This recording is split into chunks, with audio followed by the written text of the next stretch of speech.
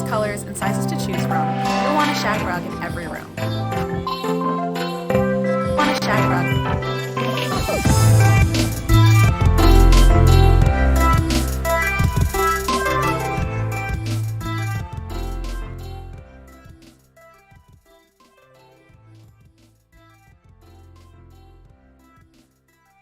What's up, guys? What's going on? Welcome back to the channel. We are live.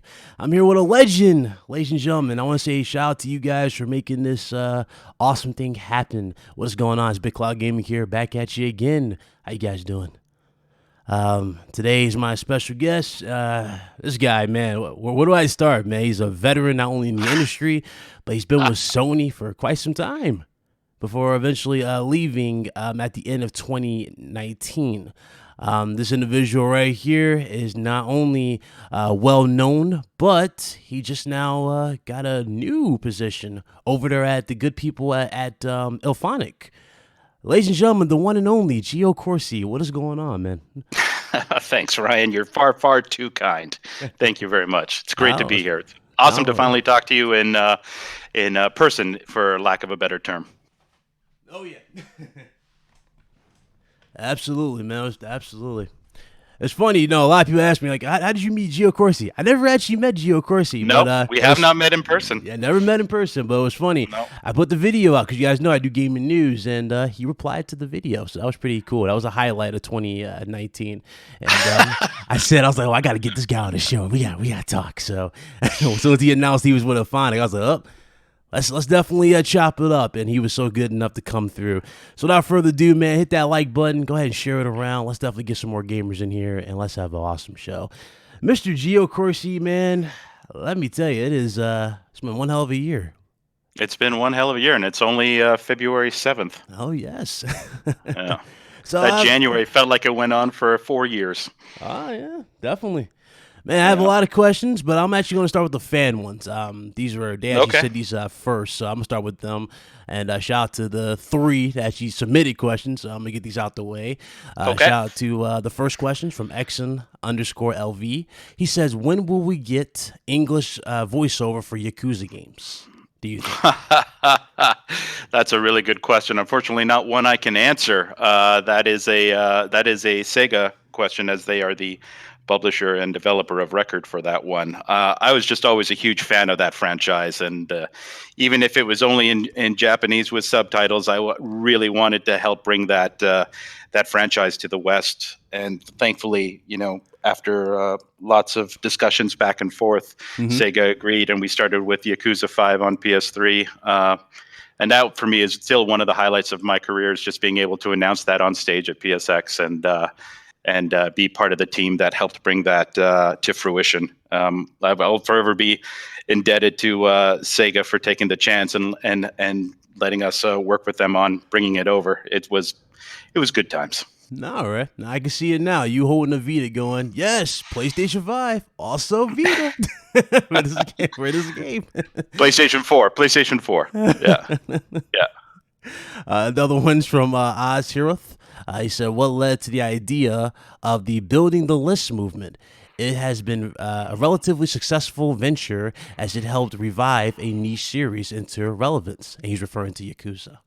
Yeah, once Adam Boyes was over at PlayStation and I joined and stuff, people were always, you know, just requesting titles, and it was really a way for us to kind of track what titles were being requested and see what, you know, the popular ones and what were the one-offs and stuff like that. So, you know, we called it Building the List, and the list was really a tracking list, a fancy schmancy document that let us track what the fan requests were, so that when we were talking to different publishers and IP holders and developers about certain titles, we could say, hey, you know what, there's a lot of people asking for this, so that at least we could start the slow roll of getting people knowledge up to snuff on what was being asked for by the gaming public, and, you know, thinking about, hey, you know, remember when we met with Sony, they said that people were interested in this title.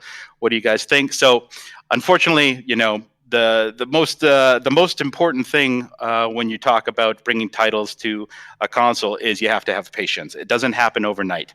I mean, companies have their own business plans and 5-year plans of what they want to release and stuff, and then some bald fat Canadian comes in and says, "Hey, we really want to bring this title to the Vita," and that's not in their 5-year plan, so they've got to kind of like get used to it, take it out to dinner, have a few drinks, find out if they're into it as well, and start that process of integrating that into their business plan. So even though, fans are clamoring for it and they would ask us, day after day, week after week, month after month, you couldn't push the, partners that hard because they have to be comfortable with it and make sure that it fits with their plans as well. So, that's what building the list really was all about. Okay, all right. Hope you enjoyed that answer, Hero. And my last question from a fan. This is from my brother Meds. He said, from listening to Secret Symbols, Colin Moriarty said you guys were friends, and his question is, why do you think why he's such a controversial figure, and do you think that it's that he deserves that type of treatment? Do you think it's fair? Well, I think a lot of things on the internet are not fair. The internet is it's a rough place to be. It's the Wild West, and I do consider Colin a friend. We bonded over Boston Terriers. He had Lola, I had Laverne and Carmine, and obviously he's a fan of the Vita, so we bonded over that as well and became friends outside of work and IGN / Kind of Funny, and then eventually Colin's Last Stand. I think a lot of people don't get a fair shake on the internet, not just Colin. It's a lot of there's a lot of it. I mean, I've been harassed on the internet as well. I've had to block people. I've had to do a lot of that stuff. And while I'm not as big of a public figure as Colin or any of those guys, it still happens, and it's rough out there. But no, I still consider him a friend. He's a good dude. So you say it's cutthroat, the industry, pretty much? Not the industry. No. It's just the internet. The internet. Okay. The internet. Yeah. So Twitter in particular is pretty rough. As much as I use Twitter, it can be rough. Oh yeah, it can be a vessel to the very weird. Yeah. I definitely agree completely. All right. So we got those out the way. I'm gonna ask you first question from me. So sure. I had covered a patent on the show. I don't know if you saw the video, but there was a patent that was going around that Sony was supposedly working on a handheld.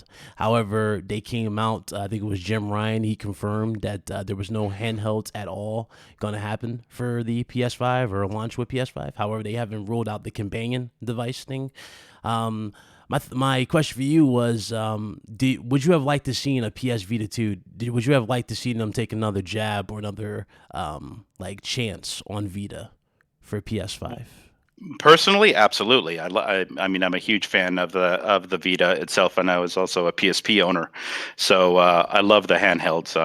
Obviously, as a fan, I would love to, but while I was there, I had no knowledge into what they were doing with the hardware. That wasn't my division. I focused on the games and stuff. So when I saw stuff about patents for new handhelds, surprises everybody else. But I mean, in a way, I'm also not surprised because Sony makes a lot. They are a hardware manufacturer.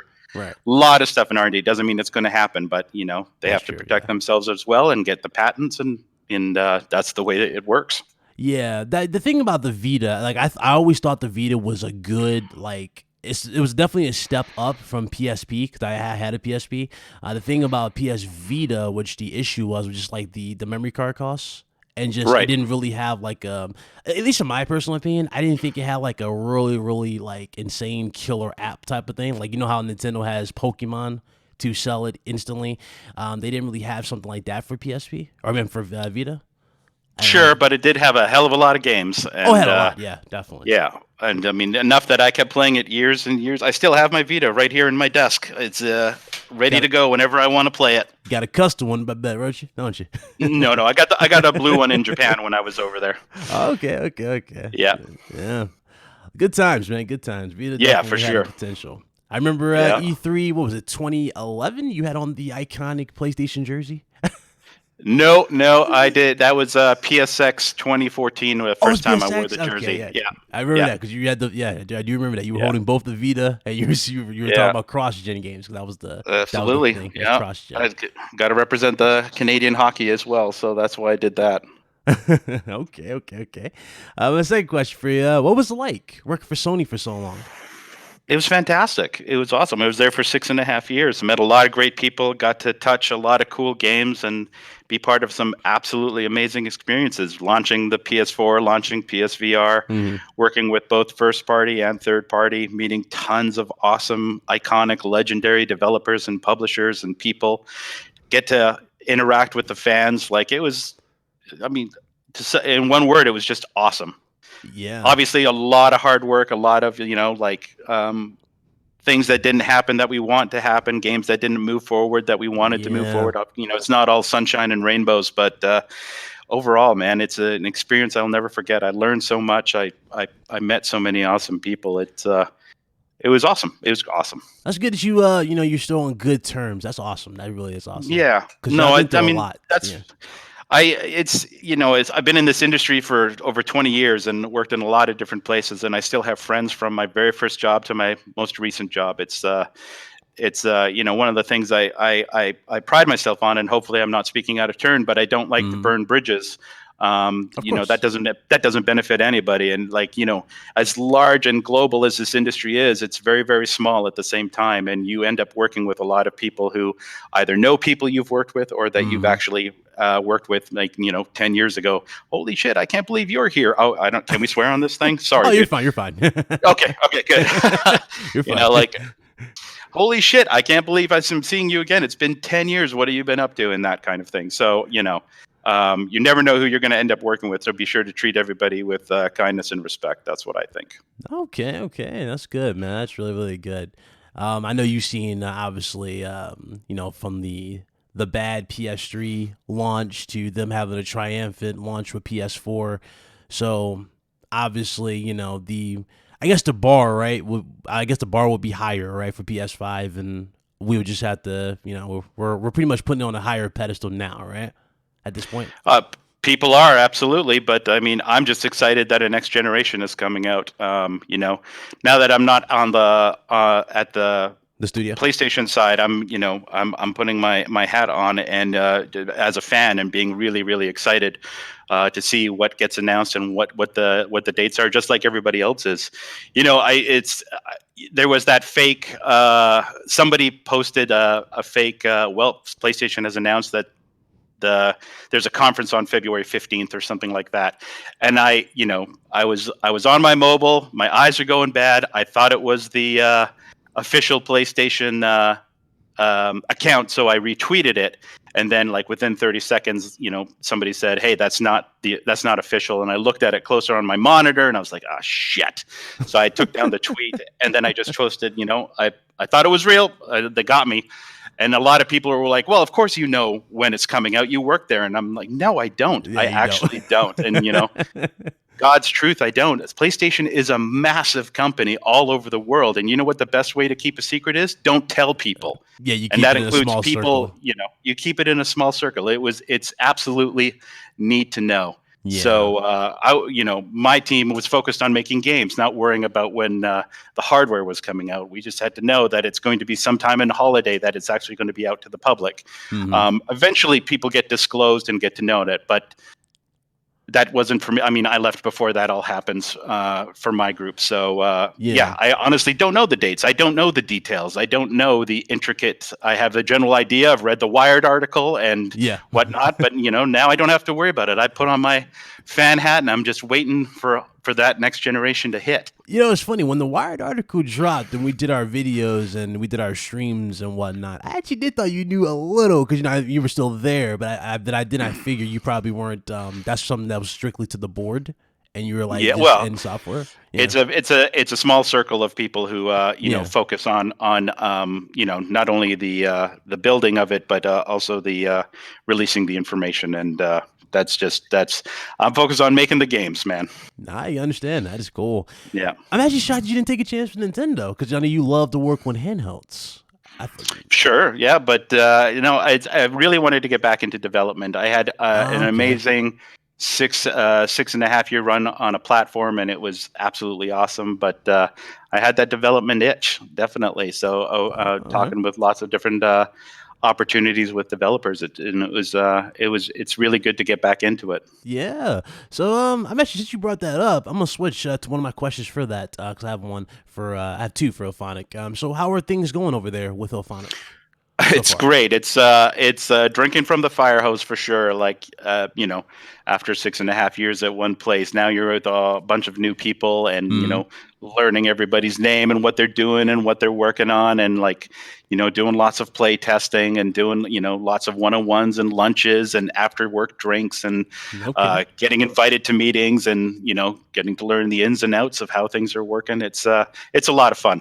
Okay, that's awesome. So are you I don't know what kind of like I guess I'll throw this in there too. What kind of genre would you like try to try to make at the studio like that? Like what's kind of the genre that you're interested in pursuing? Well, I mean, they're working on predator hunting grounds right now, and Yes, yes. for me, that's being an old fogey like I am. I grew up with that '87 Predator movie, so that for me was just super excited. I got to touch it while I was at PlayStation, and Mm, now I get to work on it with the guys here and help launch it. And for me, that's taking a classic IP that I grew up with and adding to it with this game is to me just like I giggle at night. I fall asleep with a smile on my face because it's just so very very cool. And these guys are so passionate, and that's one of the things that brought me here is the passion not only of the leadership team that I was working with on the PlayStation side, but when you mm. actually get here and spend time with the team and sitting down with the modelers and the engineers and the production team and the animators, and it's just everyone is just jazzed, and that's a really cool feeling to join a team like that and get inundated with that passion. It's really really Oh, cool. okay, nice. This is actually an interesting question I had for you for Ophonic because I already know you guys made Friday the 13th, right? Friday the 13th. Friday the 13th, correct? I was gonna ask, do you think that they would, or do you think Ophonic or your team will take another chance with another iconic horror figure? Now, obviously, Predators is a thing, but my example that I was gonna use was something like Ghostface or Freddy Krueger, or another like Anything is possible. I mean, we also as a studio want to grow and take new challenges as well. But I for me, I never say no to anything. I never said no to anything until somebody told me to say no, or it just was like there's no way it's going to happen. But if there's an awesome opportunity, we're going to investigate it for sure. Okay, okay, that'd be cool if you see a ghost face. I'm just saying, you guys can get. I was saying you guys can get. I forgot his name. His last name is Jackson, but if you had him play the ghost face killer again, that'd be pretty cool. He does like the little phone call. He stalks you. You're a big Scream fan, eh? Oh, of course. That'd Nice. be Good awesome to old say. Wes That's a Craven. lot of cool Yeah. opportunities.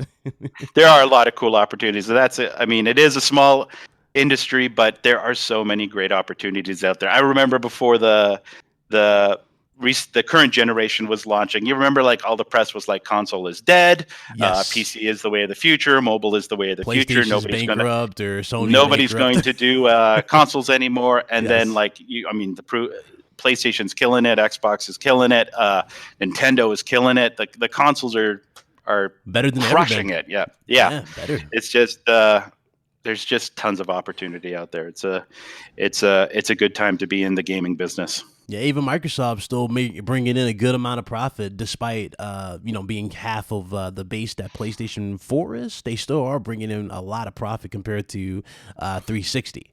So again, Absolutely. like that just goes that the whole gaming landscape is just healthy from what I look Yeah. at. Yep. But that's definitely good.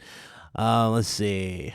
What are your thoughts on the upcoming next gen consoles as well as the future of gaming? Well, next gen, I'm very excited for to see because PlayStation has made some killer games, and I'm a big fan of the Pro. And then Xbox has done such amazing things for their fan base with their online opportunities with the Game Pass Mhm. and XCloud and stuff like that, and PlayStation SPS Now and that kind of thing. I'm really excited to see what the next step is to what these systems are going to offer us and how we can use them to enhance our gaming experience. Product wise, I just think, sky's the limit. There's just so many cool things coming out. Like I'm, personally super excited for Doom Eternal, super excited for Cyberpunk 2077. Doom especially, like I loved that 2016 Doom. I just thought it was almost a perfect game for me. It was just it ticked all the boxes, it scratched all my itches, and I just I played it twice. I loved it so much. So for this one, I'm really jazzed to get my hands on it. I haven't watched any trailers. I haven't watched any videos. Nope.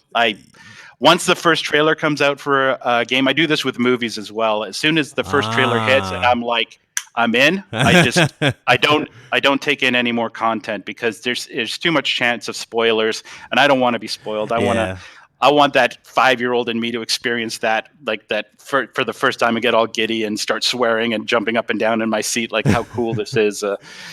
For me, that's the experience I'm looking for, and Doom definitely hit that for me. And as a lifelong comic book fan, Spider-Man on PS4 hit that for me as well. Was awesome. Yeah. And that was a bit tough because I was working at PlayStation at the time, so I constantly had to avoid things and not play builds as much as I wanted to and was aching to. I got to enjoy Spider-Man pretty much as a fan, and I knew a couple things obviously, but God, that was a great game. That was awesome. Yeah, Loved it. The comic book fan in me was very, very happy. Love those small references too in the game as well, which I thought was really, really cool. Like they threw the OG pumpkin bombs from the movie. Remember those designs? That was really cool. The prototype Goblin helmet was on the table. Venom. Obviously, it's going to be a big thing for part 2, which I can't wait to see how they incorporate that. And it's crazy. They created a whole new suit, and it was actually well received. Not just one suit. They created a billion suits. True. Yeah. But 2 particular suits, though, I don't remember seeing in comics. And now they're the main one with the white piping was really, really cool. And I'm glad it got embraced by the community at large, because that's a risk. You're taking a chance creating a new suit for one of the most iconic characters in fandom, and people could turn on you on a dime and be like, nope, don't like it. This is awful. What the hell is this? But no, people embraced it, and that was super cool. Yes, that is definitely true. Similar like what Rocksteady did with the Batman suit in Arkham. Yeah. Again, like bulking him up and making him a little bit more armored and went from foreboding. It went from the cloth look that we had from Arkham Asylum to a more armored, like ready for war type of batsuit. So they definitely did, and that's cool. I'm glad. These companies are taking risks and they're letting the creativity basically float, and that's really, really good. I like that for Spider-Man. I'm very, very hyped for what they can do for that, because obviously you saw Far From Home, the movie, right? Spider-Man. Yep. I don't know if you've noticed, but I think they teased Craven for that movie, and it'd be awesome if Craven. I feel that as well, and I'm a huge Craven fan. I just I gotta see Craven in this series, man. That'd be awesome. A big game hunter, and it's going to be awesome. I mean, that Craven series. What was it? Craven's Last Stand. What was the classic one? It was Last Stand. Last Stand. I mean, I doubt they're going to do that in the movie, but man, that was an amazing story. Amazing story. Dude, they don't even have to do it in the movie. They could do that in the game. Like, they can incorporate him, like when Norman eventually goes crazy, and tests the serum on himself to become Green Goblin. Yeah. That would be the new catalyst, because he'll need more of a, because they kind of already introduced the Sinister Six in the first one, in this new one, right? Yeah, a version of it, sure. Yeah. So that would be cool, like him losing it. He'll go and take the enhancement drug, and then I guess in some weird way, maybe Peter would open the canister and the Venom get us on him. I don't know how they're going to incorporate Venom and how he gets out of the container, but it's going to be interesting how they do it. Who knows if they even go that way? It'll be, we can't wait to play it. Oh, absolutely. Yeah. Especially when we talking about Carnage. Especially when you have Carnage, possibly. Yeah, but wasn't he teased at the end of the movie? Carnage? Oh, yeah, for the game? Venom no, for the movie, for the Venom movie. At the end of the Venom movie, they teased Carnage. Yes. Yeah. Who do you think's a good Carnage pick for a movie-wise? Well, they had Woody Harrelson playing him. You think he'll play it off well, Woody Harrelson? I think I love Woody Harrelson, so I'm willing to give him a chance. Okay, all right, all right. Yeah, All I right. love what like. You like You could go Zombieland. I think like, that's what it is. You like Zombieland. well, of course, yeah, I love Zombieland. Yeah, Zombieland. I mean, did you watch the most recent Zombieland? Oh yeah, I love both of them. They're great. The mid-credit sequence at the end there with Bill With Murray. Oh Miller. Oh my my. God! If you haven't seen Zombieland 2, ladies and gentlemen, stick around for the credits. Dude, It it's is iconic. It's hilarious. Like you classic. look at Bill Murray in a different way. Like, wow, Bill Murray's really a badass in real Yeah, life. so, yeah. so that was really cool. What's your most anticipated game for this year? I said already, Doom Eternal, man. Oh yeah, I am pumped for that game. I cannot wait. all right. If you had a second, what would have second me? Second. I'm also a big Resident Evil fan, so I'm really excited to see what they do with 3. Uh, Obviously, I can't wait to see what people think of our game when it comes out. So, Yeah. but that's a little bit of a hometown answer. So, take that for as you will. But I think people are going to be pleasantly surprised with the game, especially Predator fans of old. I think they'll Yeah. be really, really happy. What God, you put me on the spot here, but those definitely. I mean, I keep saying Doom. It's the funny thing is, I when you're working in the industry, it's really hard to play games. You get like a half an hour here, a half an hour there, so your time is not as much as you think it is to play games because you get home after working. Say hi to the family, take the dog for a walk, have some dinner. You might have to answer 1 or 2 emails from work, and then you're like, man, I'm really tired, but I really want a game. And you get about a half an hour to an hour in, and then it's like, God, I got to go to sleep. And then the whole cycle repeats itself the next day. So for me, like, I really want to sit down with Doom Eternal, but it's going to take me a while to get through. I won't be able to finish it in 3 days. That's just impossible. It's just not the way my life is built. But I'm willing to say, yeah, for the next 2 months, I'm going to be playing this game and get through it because I really want to finish the story. I really want to try and get some of those trophies or achievements, whatever you fancy, and just like really indulge in the world that Doom Eternal is offering me. I'm pumped, man. Okay, so you're not a big trophy hunter, right? You just play. No.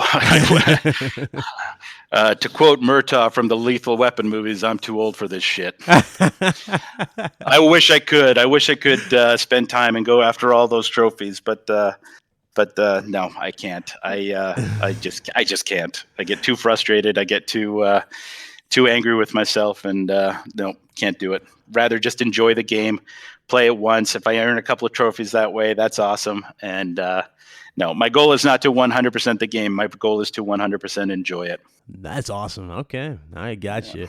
Here's a good question from Pablo the Third. Shout out to Pablo. He said, Pablo, what are some of the challenges of making a Predator game? Keeping authentic, maybe.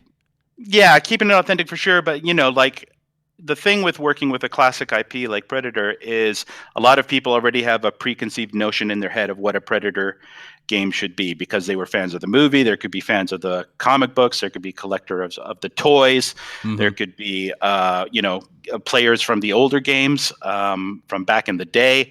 Everybody has an idea of what the Predator should be. So no matter what we do, no matter how awesome our game may be, people are going to be some people might be a little disappointed. Some people might be, oh, I wish they could have just done this or they just could have done that. Mm-hmm. There's no way to surprise everybody because some people already have an idea of what the game should be in their head before they even see a single frame of the game. You know what I mean? Mm-hmm.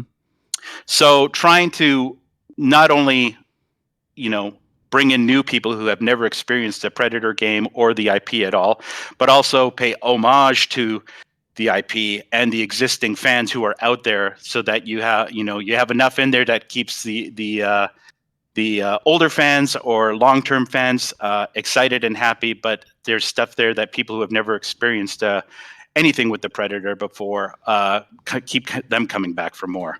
All so right. Finding that balance, I think. All right. Shout out to the 100 plus people here. Hit that like button for Mr. Geo. Of course, he's coming through, man. It's awesome.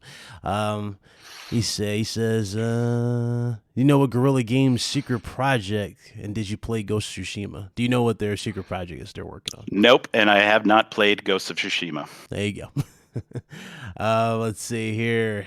So I'm gonna ask you about the Predator game too, because I am a little intrigued by this. So from what I've gathered, it's all multiplayer, right? Like you get to play as basically every particular one, right? You get to play as the mercenaries as well as the Predator as well. Yeah, you play as the soldiers and play as the Predator. Yeah. Okay, so it'll be like the same, kind of like the same concept as the Friday the 13th game, basically. It's an evolution of that, but yeah, based on the same ideals. Okay. So my question for you would be like, now I seen some of the shots of the game, right? I saw like some of the kills. I think there was dismemberment, but I don't know if it was censored in like the trailer, because he stabbed one of the soldiers in the back and he pulled it out and like you saw it was like a blood spot, right? I wonder like, is there like can you like rip their heads off and like and do stuff like that, like collect them and stuff like that, like in the movie? Let me put it this way: fans of the Predator IP will not be disappointed. Okay, I'll take that. Let's see. He said, "Did you play Alien versus Predator?" This is from Andrew Wilkins. This is the back in the day. You mean the older that one? Mm. Yeah, a long time ago. Yep, absolutely. What you thought about that? I played that as well. I thought the Alien was probably the only good part about it. It's as a fan of both of those IPs. Like I grew up as a huge movie fan. Like my uncle and my dad were both into movies. Italian immigrants in Canada, learning the language, watching a lot of movies, and so we just had movies all over the. Growing up, I shouldn't have watched Conan the Barbarian. I shouldn't have watched John Carpenter's The Thing, but I did because that I had access to them. So as I'm one of those guys who I'm just excited that games are being made with these IPs. Yeah. Yes, there are issues, but at the same time, holy shit, I'm playing an Aliens versus Predator game. This is fucking cool. Yeah. I love that we have these opportunities to sit down and do this. It's to me, it's like scratching those itches of my childhood. Oh fuck! It's an Aliens versus Predator game, or holy shit, there's a brand new Predator game coming out for this generation. Like, holy shit, this is fucking awesome! And yes. I have to put on my work hat sometimes and be like, wait, hold on, there's a lighting issue here. There's something. What's going on here? Can you explain what's happening here? But inside, I'm just giggling like a schoolboy. Like, holy shit, this is fucking cool. And 24 years in this industry, and I still get excited to go to work because there's cool things like this happening. That's awesome. Chris Richards brought up a good point, because I do remember that Predator was in Call of Duty Ghost. Actually, he was handled pretty well in COD Ghost. Most recently, yeah, last year or the year before? Ghost was like something like 4 or 5 years ago. This gen, something like that. It was like the start. It was like the start of this. It was at the start of this gen, right? 2013. Around that time, holy shit! I think it was a while. Yeah, time flies. It was a while. Yeah. Wow. I just felt really old all of a sudden. Yeah, it goes by, man. It goes by. Samantha Dillinger, he says, that's a huge bitch. No, it's my super chat. Samantha Dillinger, he said, or she said, I'm sorry. How much bigger is the Predator game from Friday the 13th? I would say it's bigger. I wouldn't be able to put a percentage point on it. Mm-hmm. I'd have to go back and check, but it's definitely more robust. Okay, it's a lot more to it. Definitely a lot more to it. Okay.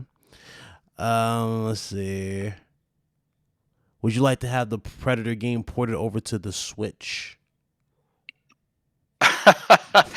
Well, the game is going to be on PS4 and PC. Who knows if it'll be on the Switch? If there was a way to put it on the Vita, I'd be real happy, but that's not going to happen. You really wants that Vita. Put an F in the chat for the Vita, man. It's a good handle, good potential. It was good. Long live the Vita. Yeah, good potential. It just didn't. Yep. It didn't stick. That was the problem. It just didn't stick with the game. That's all right. We had a good run with it. We had a lot of fun with it. We got some good games on it, so I'm happy with that. But yeah, who knows? Yeah, it's crazy. Because I actually had this question I wanted to ask you as well. This is about E3. Now, obviously, the last year's E3, there was an issue where journalist information got DOSed or something like that. Right. Yeah. Yeah. DOSed. And my question for you is, how long do you think E3 will be around?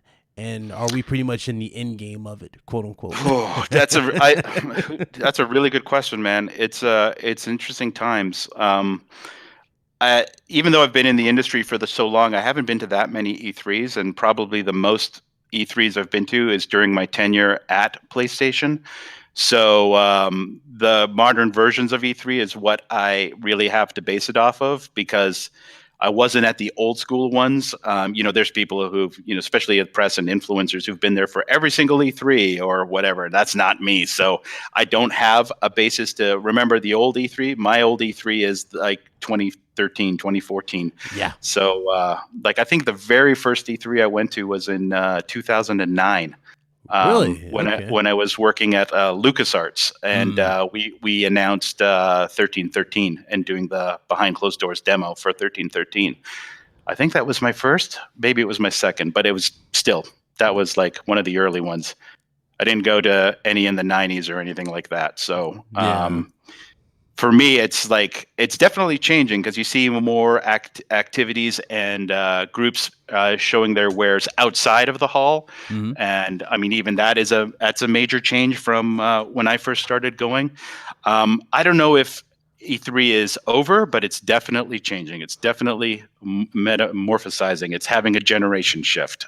We're definitely seeing that fading away in a sense with the new directions. I don't know if it's going to fade away, but it'll definitely change. I mean, it might. Who knows? Who could maybe by changing, it's leaving Los Angeles for a different city. Maybe by changing, it's move it around. Going, right. Have more of like a carnival tent feel. Who knows? I have no idea. It's. But I mean, I think we can see that it is definitely evolving, and whether that's to making it bigger, making it smaller, making it completely different, who knows? Yeah, I read a lot of theories about it. They're saying that Sony wanted to be more of a fan event. That's why they didn't want to go, because it's not going to be like a fan event. It was sort of something else. And others are saying I'm hearing a lot of reports. People are saying that the building's falling apart. It's not really in the best shape. Journalists are not interested because of the whole doxing situation from the last year. So it's like a combination of things. But me personally, if they want to really keep E3 relevant, I would just say move it around, treat it like a WrestleMania type of thing. Move it to different states.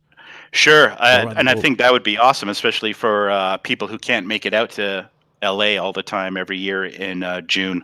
But you also have to think business logistics. If this group if the ESA wants to rent out a giant convention center for a one-off, that's pretty expensive. So maybe it's cheaper to do it for 2-3 years in one city. But even then, if you did it a couple years in one city, a couple years in another city, that would be potentially better. On the plus side, LA is an easy city to get to from pretty much all over the world, but it does cost money. And the downside is, if you go to a smaller town that might require, a couple stops, a lot of people start getting antsy, because there's that takes more time. We got to send people out earlier. There's a lot of business logistics you got to think about as well. Yeah. It's pricey. It's pricey to go to these shows and put on these events and whatnot. And but I hope, I don't want more game shows. I'd love I do want more game shows, but I want less shows, but more awesome. Excuse my poor English, but you know what I mean? I want quality over quantity. Absolutely. That'd be cool. They have different themes for E3, like E3 Las Vegas, E3 this type of thing. That'd be cool to really just bring more of a more sense of not necessarily urgency, but more sense of importance for E3. Let's be real, back in the day, E3 was pretty much the go-to for all the major events. Absolutely. It was the one-stop shop. It was that was the, even though it wasn't an awards show, it was like the Academy Awards for games, because that was the event that everybody rallied around. That's where you got the big information. That's where you got to get your hands-on demo with this. That's where press got to do all their Press got to do their interviews with all the big players. It was Yes. it still is to a certain degree, that for sure, but it is definitely evolving. Yeah, it doesn't just feel as important, not as impactful, because like especially with the big three not necessarily all being there. Like a lot of people applauding Microsoft for being there, but not necessarily. They're not necessarily at the show. They're doing it at their own separate little studio, right? They're with their Well, they have a presentation. theater. Yeah. They have the Microsoft Theater right beside the convention center, and they do a lot of things there. But yeah, it's definitely. I mean, I think they do have some activations inside, or maybe this year they won't. I don't know, but we'll have to go and find out. Yeah, that's the thing too about it. It became pricey in terms of booth space, from what I read too. Yep, Like a lot of I'm companies, sure it Sony does. likes to go all out. You already know they like to go all out and buying booth space and having interesting ways of like doing the presentation. Like I remember Gustavo did the whole carnival thing for Last of Us 2 when we first got the trailer. We go back to 2011, or no, not 2011, 2014 or 15, where they had the first ever orchestra playing for the video game. Yes, was that 2015 or 2016 when they did? Yeah, that was the God of War reveal. It was God of War reveal. Yeah, Yeah, that was pretty cool. Yeah, so it was a lot of Sitting cool in the stuff. audience for that, like I had no idea what was being shown, and I was like, "Holy shit, this is fucking cool." This is crazy thing about it. I wasn't even a YouTuber at that time. Like I literally just had my regular laptop. I was sitting down, and then as soon as the beat started and she started singing, and everybody started to to really give you that God of War theme, I was immediately thinking, "Is this God of War?" Like it came to my mind. I was like, "This is like a God of War thing." Out of nowhere, you just see Kratos comes out of darkness, and everybody loses their minds. Everybody loses it. It was pretty cool. That was epic. That was definitely an epic moment for E3. Yeah. And yeah, I just don't want to see it fade away. I really don't, but I can see, times are changing. I mean, Sony's doing State of Play, which is like their own little streaming events, and Nintendo obviously is doing Nintendo Directs. So I don't know. Yeah, it's really hard to say. It's the industry continues to evolve. It always has. It always will. But E3 is definitely going to evolve right along with it. Who knows what it'll be in 2 years? Who knows what it'll be in 5 years? Yeah. Who knows if it'll even be around? It might be something completely different. You have a lot of Predator fans in here. He's asking, this is from Ace Arcade. He's asking, will there be an open beta before the release of Predator Hunting Grounds? That I don't know if there will or not. It's PlayStation's publishing it, so it's more a question. It's up in the air. Like I honestly haven't been involved back in those conversations yet because I'm still spending time getting to know the team and playing the build. Because when I was on the PlayStation side, I was more involved, but then I left. I took 2 months off, which was awesome. I highly recommend anybody who leaves a job, has built up vacation time, take the time off and spend some time re-energizing and relaxing and going on vacation if you can. It is exactly what I needed. And then when I came here, I just started right away getting to know the people and my teammates and learning what they do. So now that my first month is wrapping up, I'm going to start getting back involved with the communication with the partner. Okay. Here's another question for you for Predators. And ironically, he has Predator as his avatar. It's just from Nice. Beerly. He said, It's a can you ask good looking avatar. He's like, can you ask him, is there plans to add a pyramid level from Alien vs. Predator or the city level, with Danny Glover from Predator 2 for Hunting Grounds? I guess like maybe DLC, maybe. Who can say? We'll just have to wait and see. All right. There you go. Here's your answer. Yeah. Shout out to No Aaron secrets will be divulged. Shout out to Aaron J for subscribing. Welcome. Perfect Image, $5 super chat, and this is a question to you. You said maybe you can't answer this, Gio, but do you think it's possible that PS5 will be fully backwards compatible, or do you have a clue, or you don't have a clue, or do you have a clue that you can give us? I'm sorry. I don't have a clue, honestly. I wish I did. I would love to know, but I don't. Unfortunately, like I said, I wasn't disclosed. Those things were not readily available before I left, so I do not have the information. I'm sorry. There you go. Man, it's lots changes. I can't wait to find out, though. I cannot wait to find out. I was how your feelings. That was funny. You were like me when you saw the I forgot who was it? It was Shinobi, right? Shinobi put that tweet out. He was like PS5 event. We were all click on it. It goes 7 years ago, something about. I was like, oh, you. Yeah, You jerk. Why you do that? So everybody was like, thought it I was love real. that guy.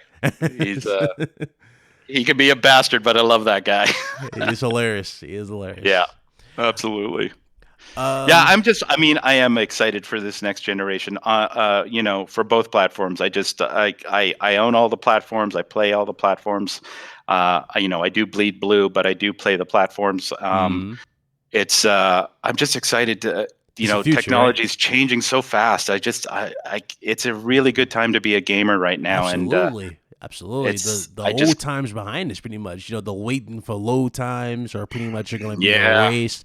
I remember that yeah. plague that still plagues us to this day, even with games like Tekken, when you load into a fight, you gotta wait for the you gotta wait for the game to literally process it, and then you're there, and you have to wait like a minute. So I'm going to uh, go real old school on you. And I still have my ColecoVision from the early 80s. you collect those. Yeah. You went old And school, school. I still have a couple games on it. And one time I remember we loaded it up at PlayStation, connected it to a TV and loaded it up. And it was like, wow, look how far things have come. This is amazing. Went from that little 3-bit format to looking damn near Yeah. lifelike, which is insane. And I remember as a kid playing ColecoVision. Like there's a picture my parents took of me getting my ColecoVision Mm-hmm. at Christmas, and I have tears running down my face, and Nah. I was so excited to get it. I'm trying to find that picture, but parents have like billions of photo albums. They never digitized it, so I have to every time I go home to visit folks, I have to go through a couple and see if I can find that picture. But if I ever do find it, I'm going to post it because it's a classic. Holding the ColecoVision, big smile and tears all over my face. Uh, I had a full head of hair still, so that shows you how old it is. Okay. Yeah. Ryan Landis, again, this is for Priority Underground, said, do you think possibly Xenomorphs are going to be in the game? I guess you can throw that up there. Yeah, I would say no, but again, who knows what can happen? Doors in the open, future. DLC Yeah, happens. doors open. Yeah, we didn't think it's Terminator was going to be in Gears, There you go. yeah. Doors open, guys. Doors open. Let's go ahead and get to this question. So, do you think Sony would possibly go all in on streaming like Microsoft? I have no insight into that at all. Again, that was a completely different. Yeah, I mean, like open question. Who knows? I mean, they could. They could. You think so? Yeah. Honestly, okay. Honestly, again, Guys, you gotta remember. I appreciate the questions and the specific details you're asking, but I literally was working on games with partners and focused on the game side of things, not the console side of things, not the business side of things. It was all about trying to find great games and bringing them to the platforms. Yeah, it's for me that was a great wheelhouse for me to be in, working with people inside the company to meet new partners, meet new developers, meet new publishers, and what are you guys working on? It would be great to bring to the platform, and that I love doing that. And here at Illfonic, it's about taking our products and helping them get exposure and finding out great new things to work on and great new partners to work with, and that's continuing that tradition. But now getting back into development, instead of being on the platform side, I'm on the development side of things. So yeah, I haven't been here for a while. I mean, I've talked about it and had exposure to it during my time at PlayStation, but it's not since the Lucas days that I've been back day to day with the development team. So I'm really excited for that to just sit there and because things like even from Lucas, which I left in 2012, 2013 to now 2020, things have changed dramatically. Mm-hmm. The only thing that hasn't changed is it's still a lot of work to make a game. Yeah, I'm shocked that I'm shocked that all of you even took a chance really with Uncharted being on the Vita. That's what shocked me for the most part. I didn't think that was going to be standalone at all. That was pretty cool. I enjoyed that game. Yeah, see, I was like, wow, okay, they're really throwing some AAA bangers on this one. And then I'm surprised Ape Escape never came back. I'm surprised that never happened. I'm surprised. That game has a lot of fans. Let me tell you, because PSP, I used to play Ape Escape Academy all the time. Yeah. I don't even remember the Ape Escape Academy one, but I used to play it all the time. And That's awesome. that was something I thought you were gonna bring back for Vita. But hey, I see a lot of stuff in the fan page. You never know what happens in this world, out here. You never really know. They might. That's the thing. I mean, you got to admit, like you might think you have a concrete idea of what's going to happen, and then the complete opposite happens.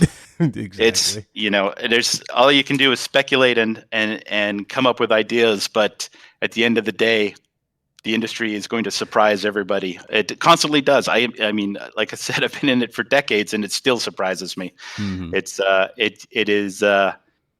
I don't know anybody who's like, oh yeah, I knew that. I knew everything. I knew that was coming. I knew this was happening. I knew that was going to get announced. I knew that was going to get canceled. Oh, I knew that price point. Oh, I knew this. Oh, I knew that. Nope. That's a huge bitch.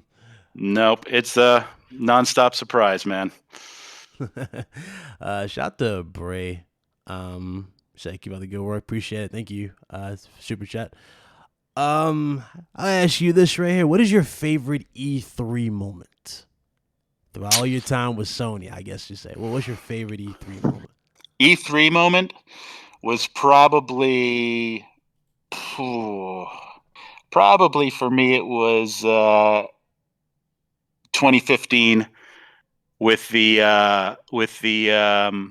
Final Fantasy VII announced, the Last Guardian announced, and the Shenmue 3 announced.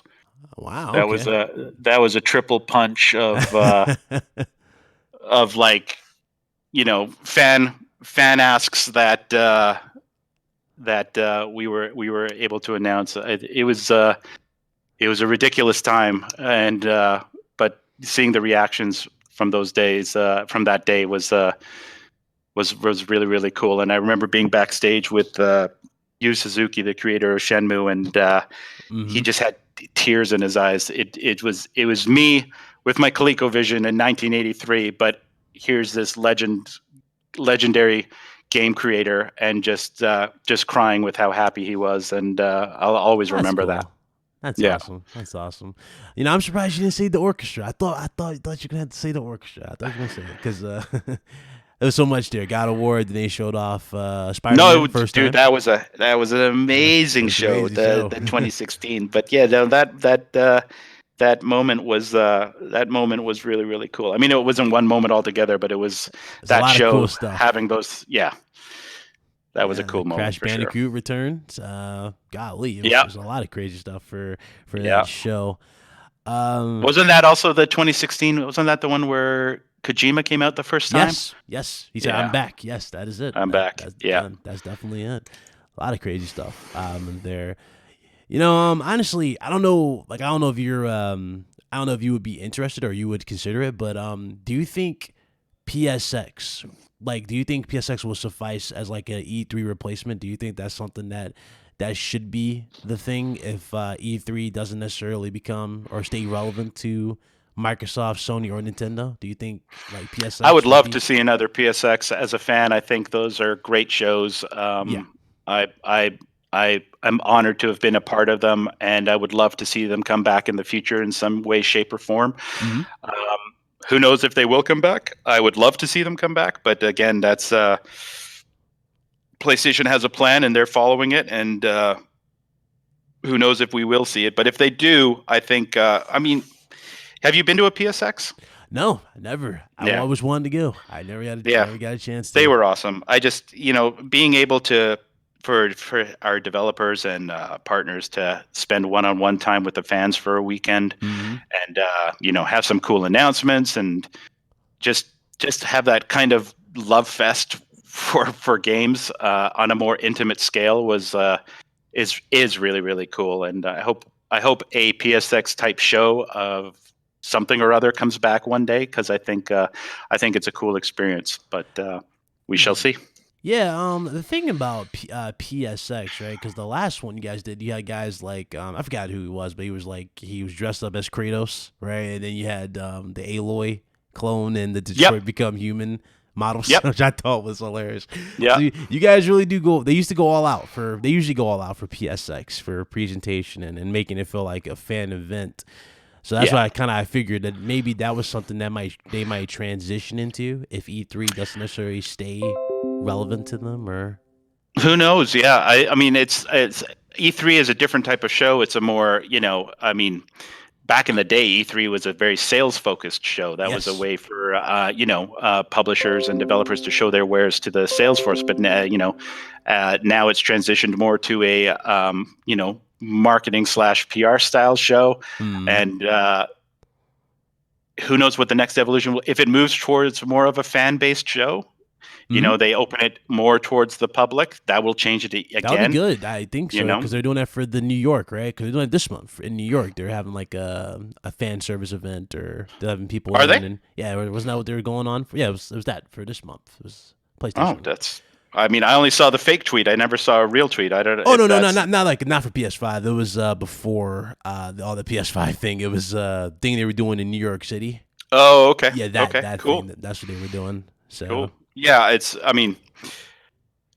watching the evolution of E3 is going to be quite interesting. It's I'm really interested to see where it goes, because it's changing so much, and not by, like PlayStation's not going to be there. Microsoft is going to be there, but they're not going to be on the show floor. They're having different kinds of activations happening on the show floor. It's going to be interesting to see how. And are they still allowing fans at this one? I'm pretty sure last time I checked. Last year they did 15,000 of public coming in or something like that. Yeah. I think the first day was business only, but then the second day was public. It was like completely open to the public, because they wanted they opened the show if floor. they had the tickets. Yeah. The show so, floor. they're trying new things, and so evolution is happening. It'll be but it'll be interesting to see where it settles. One thing is for certain, though, that demand, I guess you can say that hype level, like, even though, and we said this on the RGT podcast, it's a podcast I host every Friday, that the pretty much gamers are thirsty for anything PS5 related, because it's just like, it's that time, Obviously, you guys Series X, and the anticipation is just there, like everybody. Well, they're just I don't think it's only PS5. I think it's next gen. All over, people are thirsty for information.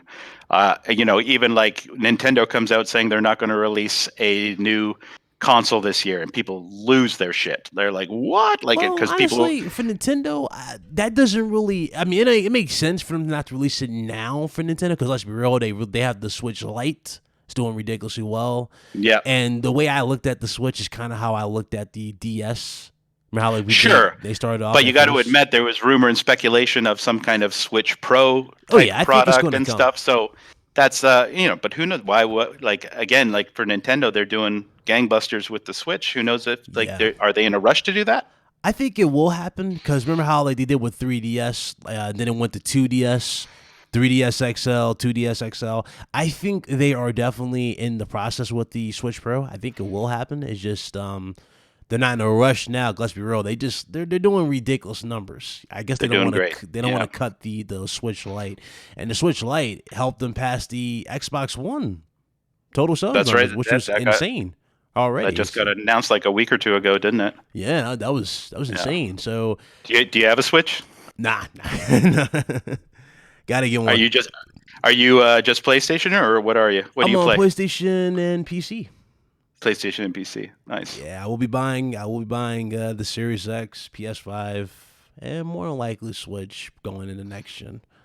For sure, I have all three. But yeah, so far I've been happy. Very, very happy with what Sony has delivered, especially this gen. It's just been a hell of a ride, and a big improvement over PlayStation 3. And the thing about PS3 had a lot of cool games. It just they just had a bad start, had a very bad start, and that's why I think. I was living in Singapore from 2009 to 2012, and when I was there, like PlayStation 3 was everywhere, so I had my PlayStation 3, and like finding games was easy, doing the thing. So like, even though PlayStation 3 was like having what was going on in North America, I wasn't experiencing it in Asia. Like I was very happy with PS3. Everything was cool. And then when I came back to North America, I found out that it was like a much rockier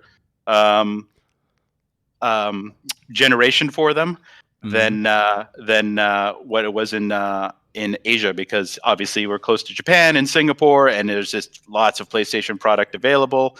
And to me, it looked like, to all of us expats living out there, it was like, wow, PlayStation is dominating in Asia, which they were. absolutely. But still, like knowing now what I didn't know then is like, wow, that was, you know, the PlayStation 3 had a rocky start and first few years, but then they found their groove. But you know, when I joined the PlayStation team was about 6 months before the launch of PS4, and you know, from the top down, everyone was like, you know, this is our message. This is what we want to do. This is how we want to talk to the fans. This is how we want to talk to partners. And I was on board for it, and it was successful. They did a really good job. Yeah, okay. And I'm honored to have been a tiny part of it. That's awesome, man. That's really, really awesome. I don't know who asked me this question. It was in the chat. I did remember it, but I forgot who said it. But he asked me. It was going back to Predator, but he's not particularly Hunting Grounds, but he's asking, what are your thoughts on the VR Predator game? I haven't seen it, so seen it? No, don't know. Yeah, can't comment on it. I haven't seen it. There's that. So I'll ask you. Ask you one last question here. It's 5 o'clock. I got to get to a meeting, but let's go for one more question. All right. So if there was a killer app that you would like to see come back for PlayStation 5 and Xbox Series X, and hell, let's even throw Nintendo out there for Switch, what would those games be and why? A game that I haven't seen yet and that I would want to see on the platforms. Yeah, I'm a huge fan of those story-driven action-adventure games like the God of Wars, the Spider-Mans. You know, if it on PlayStation, I would probably like to see another Uncharted game, just because I loved where they left 4 off with him and you know, being older and having the daughter, and you know, a new adventure in that way, like keeping it in the family, and you know, maybe Nate becomes the Sully for the adventure. Who knows? You don't think that would be like Tomb Raider a little bit? That might be crossing Tomb Raider territory, like in a weird sense. No, again, like it's just fulfilling that. It's that wish fulfillment, and you know, you got to remember, I'm an eternal optimist. I love this kind of stuff. So for me, it would just be like, that's fucking awesome. Like to see the legacy. It's very rare for me to be like rolling my eyes, going, "Oh, I can't believe they did this in this game. Holy shit! Like, what are they thinking?" Like, it's just, you know, I appreciate when developers take a chance and or try something that, you know, who knows, somebody might have said, oh, I bet they go this route, and then they go this route, and they're like, oh, called it, see that, booyah, whatever. It's like, still, you know, it's I love it sounds so fucking corny, but I just love games. It's just the ideas, the playing, the mechanics that they come up with, and it's, you know, just sitting here on the floor with these guys and like hearing them talk about the minutia of design or engineering integration or what animation cycles they're coming up with, and I sit there and I'm like, holy fuck, I can't believe I'm in this industry. This is fucking awesome. This is just so awesome. It is like, an idea might not be completely unique or original. It might have been done in another game or done 5 years ago, whatever. But then when you put it into the game you're currently working on, you're like, holy fuck, that works. That's so cool. I can't wait for people to try this and see what they say. And like, you know, some people might be negative about it or whatnot, but then you get those people who are playing it and they're just, again, I come back to that image of, you know, young me with a full head of hair holding that ColecoVision and crying with a smile on their face. Seeing people get excited to hold a game that you're a part of and play it and then come back and play it again. There is no better feeling in the world. And if I love that Uncharted series, I just thought all of them, there was something in there for me to enjoy. Every game had something in there for me to enjoy. And if they came back with a 5 one day, I'd be right up there in it. That'd be day one. I was a diehard from day one. I remember when I first beat the first one. That was my first platinum, actually. That was the nice. That's my first platinum was Uncharted 1, because that was the one I just committed to. I loved it that much. I was like, yo, this game is really, really good. What I would like to see from this game, though, is them go like a little bit more. Obviously, because remember the aiming mechanic wasn't the greatest in the first one. But I was like, if they improve the aiming mechanic and they just go a little bit more deeper into a story, I think this game will be great. And lo and behold, we got Uncharted 2, and that was like the greatest game of last gen. To Oh me, man, it was- that opening sequence on the train over the Oh, cliff, I my was God. like, "What is going on? This is so amazing!" jaw dropping the Yeah. whole time. Even the Yeah. even with Shangri-La, I just love the setting. I love Yeah. what they were doing, and then they went even more mysterious with that with Uncharted 3 with the Atlantis Yeah. of the Sands. You know, there was a lot of cool Yeah, stuff. but also like starting like they had that huge like train sequence in the beginning, but then in the Yes. third one they start with the bar fight. Yes. And Like, I wasn't it's- expecting that. You wasn't expecting that. It's Wasn't like that's expecting fucking that. awesome. Like, it's awesome. It's like it feels like an Indiana Jones. It really did feel like an Indiana Jones type of thing at the start. Yeah. And then A little bit of Indiana Jones, a little bit of James Bond, but like Yes. blue collar James Bond kind I of. definitely got that feel with Uncharted 4, the James Bond Yeah. with Sully and suits and everything. I definitely had Yeah. that feel. All right. What about for Xbox? What would be your game? I'm a big Gears fan, so I'm excited to see where that franchise goes. I thought they did a really great job with Gears 5, so I can't wait to see what they do next with that franchise. And I have a lot of ex-coworkers and friends up in Vancouver at the Coalition. They that's my hometown. I'm from Vancouver, so I know a lot of people who are working there, and they're excited, and they're not saying anything, but they're excited. So I can't wait to see what's next for that franchise. All right. So we got Uncharted Yeah. 5, we got a Gears, and for Nintendo, what would you like to see? Well, I thought they crushed it with Mario and Zelda. So the next iteration of this new Mario and Zelda, whatever that is, I'm there for day one for sure. I thought they were great. So more of that, please. All right.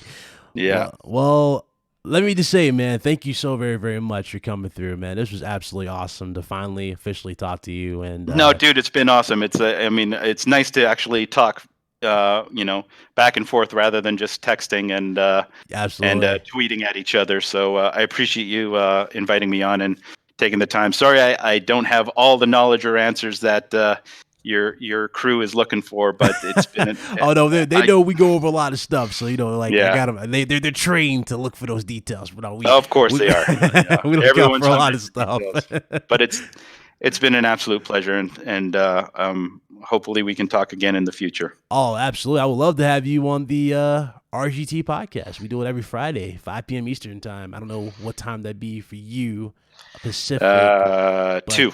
That'd be 2 o'clock. Yeah, I don't know if you ever have an opening at 2. I would love you to swing by for RGT. That'd be awesome. Right on, brother. We'll make it happen. Absolutely, guys. Gio Corsi, RGT podcast. Hit that like button. Let's definitely get out of here, man. I want to say thank you to everybody who made this awesome moment possible. Shout out to Med. Absolutely. All my good friends. Thanks for all the Med questions, here. everybody. Absolutely. Thank you guys so much for the passion. I do appreciate it. See you guys tomorrow for RGT episode 100. You guys be blessed. Y'all be easy. Till next time, man. This is Big Cloud Gaming. Most certainly signing off. We're out of here.